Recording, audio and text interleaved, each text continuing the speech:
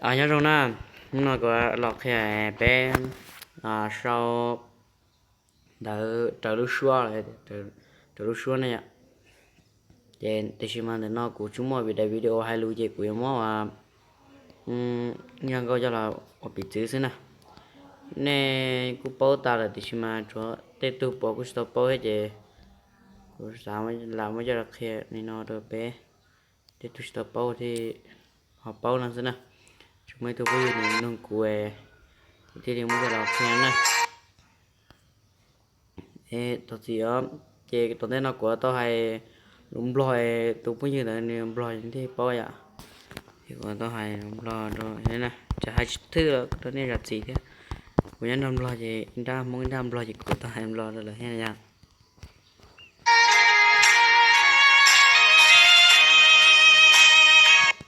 thì chỉ không muốn có món nha nào hôm nay là họ có tệ về món này là họ có khiển đó họ khiển tôi nói thì họต้องการนั่นน่ะ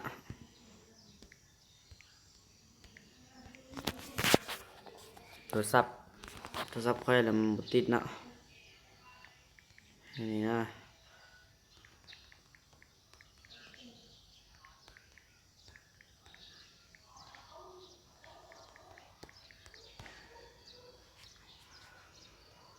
นี่นะแล้วก็เรียนตัวหนังสือเห็นนี้มันจึงค่อยๆออกมานี่วะมันค่อยๆออกมาอันนี้มันก็ซะมันอย่าให้มันไวก็ให้อันนี้มันออกไวเนาะเราจะเอาเป็น10มันนี้เลยนี่บน10อยู่นี่นะอันนี้บนตอนออกนี่เนาะอันนี้เป็นตอนที่มันจะหายไปนะตอนนี้มันหายไปนะอันนี้นะอันนั้นคือกันตัวหนังสือนะเดี๋ยวจะเปลี่ยนนะเขาเปลี่ยนเอาในเลยก็ได้อันนี้เขาจะให้มันออกตัวสีดำๆอยู่นี่นะออกตัวสีดำๆอยู่นี่มาเขาแต่วันนี้มันก็เอาสีดำๆในนี้มา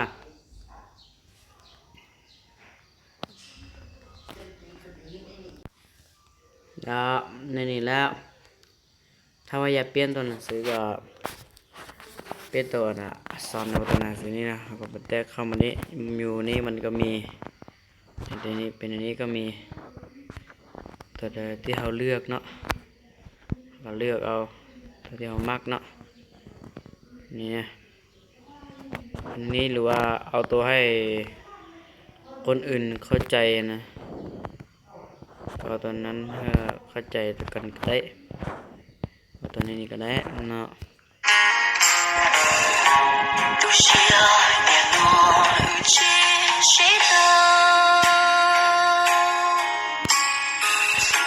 นี่เขาก็เขียนต่อนะฮอมบอลตัวที่2นี่เขาก็เขียนต่อนะเขาก็เขียนต่อไปเลยจะอันนั้นนะเขาจะเขียนต่อ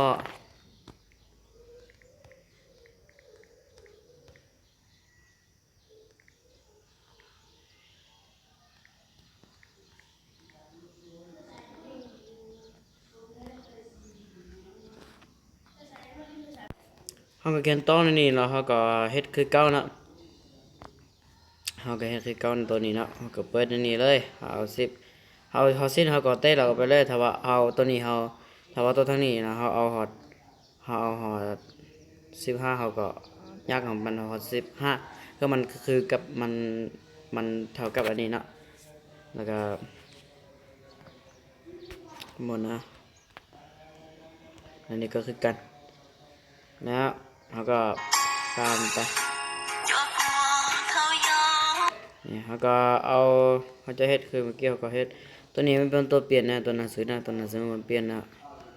เอาในนี้ก็ได้เขามาเปลี่ยนตัวหนังสือเขาเอาหนังสือในนี้ก็ได้เนาะ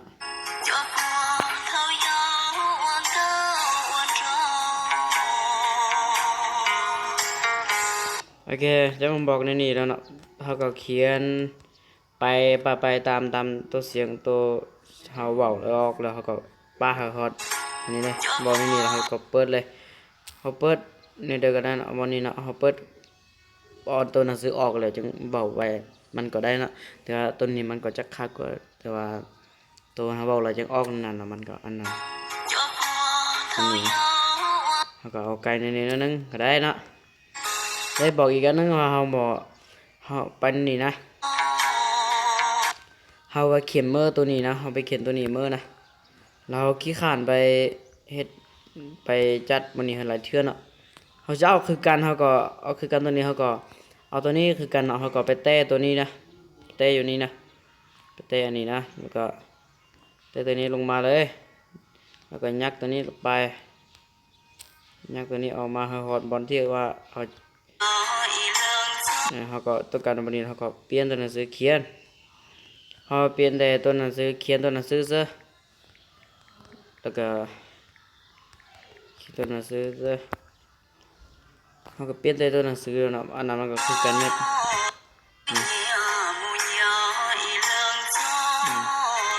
แล้วก็เอาขึ้นนี่แล้วเนาะประจำเมื่อเท่านี้แหละอ่าก็เขาจึงเขียนไปตอนเนาะหมดเท่านี้แล้วก็ขอบใจทุกคนนะช่วยกดติดตามแล้วก็กดแชร์กดไลค์ให้เด้